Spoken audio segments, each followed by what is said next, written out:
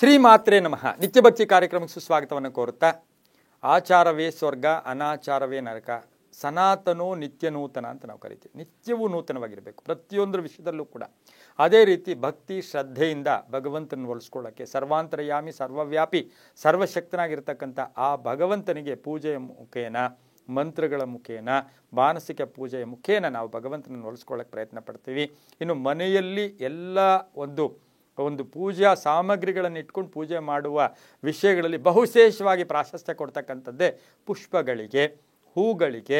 ಆ ಪುಷ್ಪಗಳಿರ್ಬೋದು, ಎಲೆಗಳಿರ್ಬೋದು. ಅದಕ್ಕೆ ಹೇಳ್ತಾರೆ ಭಗವಂತ ಏನು ಹೇಳ್ತಾನೆ, ಪತ್ರಂ ಪುಷ್ಪಂ ಫಲಂ ತೋಯಂ ಯೋಮೇ ಭಕ್ತ ಪ್ರಯಶ್ಚತಿ ತದಹಂ ಭಕ್ತ ಪಹೃತಂ ಅಶ್ನಾಮಿ ಪ್ರಯತಾತ್ಮನಃ ಅಂತ ಏನು ಕರೀತಾರೆ. ಪತ್ರವಾಗಲಿ, ಪುಷ್ಪವಾಗಲಿ, ಉದಕವಾಗಲಿ, ಏನು ನಿನ್ನ ಭಕ್ತಿಯಿಂದ ನೀನು ಏನು ಕೊಟ್ಟರೆ ಅದನ್ನು ನಾನು ಸ್ವೀಕಾರ ಮಾಡ್ತೀನಿ. ಆದರೆ ಅದರಲ್ಲಿ ಒಂದು ವಿಶೇಷ ಏನು ಅಂದರೆ, ಪತ್ರಂ ಪುಷ್ಪಂ ಅಂತಾರೆ, ಅಂದರೆ ಹೂವು ಅಂತಾರೆ. ಆದರೆ ಹೂವಲ್ಲಿ ಇವತ್ತಿನ ದಿವಸ ಏನಾಗಿದೆ, ನಾವು ಭಗವಂತನಿಗೆ ಅರ್ಪಣೆ ಮಾಡ್ತಕ್ಕಂಥ ಹೂಗಳು ವಿಧ ವಿಧವಾದ ಹೂಗಳು, ಸುವಾಸನೆ ಭರಿತ ಹೂಗಳು, ಅಲಂಕಾರಿಕ ಹೂಗಳು, ಪತ್ರಗಳೆಲ್ಲ ಕೊಟ್ಟರೂ ಕೂಡ ಇವತ್ತಿನ ಶಾಸ್ತ್ರವಿದಿತವಾಗಿ ಹೂಗಳ ದಳಗಳನ್ನು, ಒಂದು ಹೂವನ್ನು ನಾವು ಬಿಡಿಸ್ಬಿಟ್ಟು ಆ ದಳಗಳ ಮುಖೇನ ನಾವು ಭಗವಂತನಿಗೆ, ಅಥವಾ ರೇಖೆಗಳು ಅಂತೂ ಕೂಡ ಕರಿತೀವಿ, ಅದನ್ನು ಭಗವಂತನಿಗೆ ಅರ್ಪಣೆ ಮಾಡಬಾರ್ದು. ನಮ್ಮಲ್ಲಿ ಏನಾಗಿರುತ್ತೆ, ಹೂಗಳನ್ನು ನಿಮ್ಮ ಕೈಯಲ್ಲಿ ಒಂದು ಹೂವು ಇತ್ತಾ ಒಂದೇ ಇಡಿ, ಹೂವು ಇಲ್ಲಿಲ್ವಾ ಮಾನಸಿಕವಾಗಿ ಹೂವು ಇಡಿ. ನಾನು ಇವತ್ತಿನ ದಿವಸ ಕನಕಾಂಬರವನ್ನು ಅರ್ಪಣೆ ಮಾಡ್ತಾ ಇದ್ದೀನಿ, ನಾನು ಇವತ್ತು ಮಲ್ಲಿಗೆ ಹೂವನ್ನು ಅರ್ಪಣೆ ನಾನು ಇನ್ನೊಂದು ಹೂವು ಇಡ್ತಾ ಇದ್ದೀನಿ. ಮನಸ್ಸಿನಲ್ಲಿ ಕೂಡ ಇಡ್ಬೋದು ಭಗವಂತನಿಗೆ. ಆದರೆ ಭೌತಿಕವಾಗಿ ದಳಗಳನ್ನು ಅಥವಾ ರೇಖೆಗಳಿಂದ ಭಗವಂತನಿಗೆ ಹೂಗಳನ್ನು ಇಡಬಾರ್ದು. ಹೂ ಅಂದರೆ ಏನು? ಲಕ್ಷ್ಮಿ. ಹೂ ಅಂದರೆ ಏನು? ಸರಸ್ವತಿ. ಹೂ ಅಂದರೆ ಏನು? ಜ್ಞಾನ.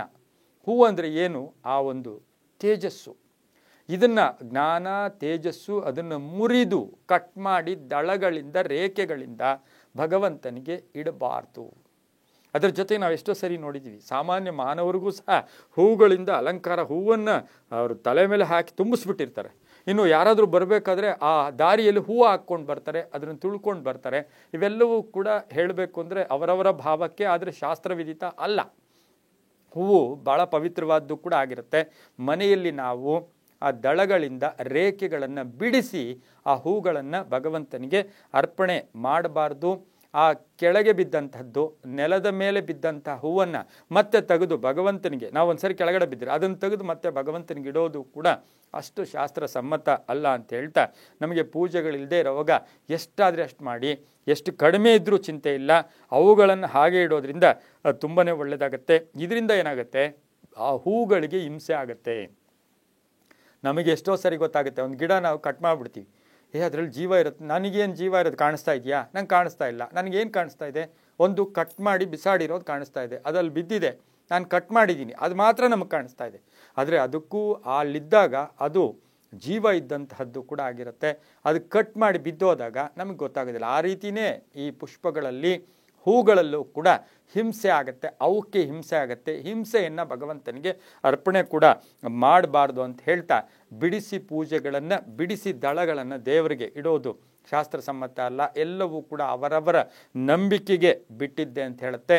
ಯದ್ಭಾವಂ ತದ್ಭವತಿ ಅಂತ ಹೇಳ್ತಾ, ಎಷ್ಟು ಕೈಲಾಗುತ್ತೋ ಅಷ್ಟು ಮಾತ್ರ ಭಗವಂತನಿಗೆ ಅರ್ಪಣೆ ಮಾಡಿ ಅಂತ ಹೇಳ್ತಾ, ಸರ್ವೇ ಜನ ಸುಖಿನೋ ಭವಂತು, ಸಮಸ್ತ ಸನ್ಮಂಗಳಾನಿ ಭವಂತು.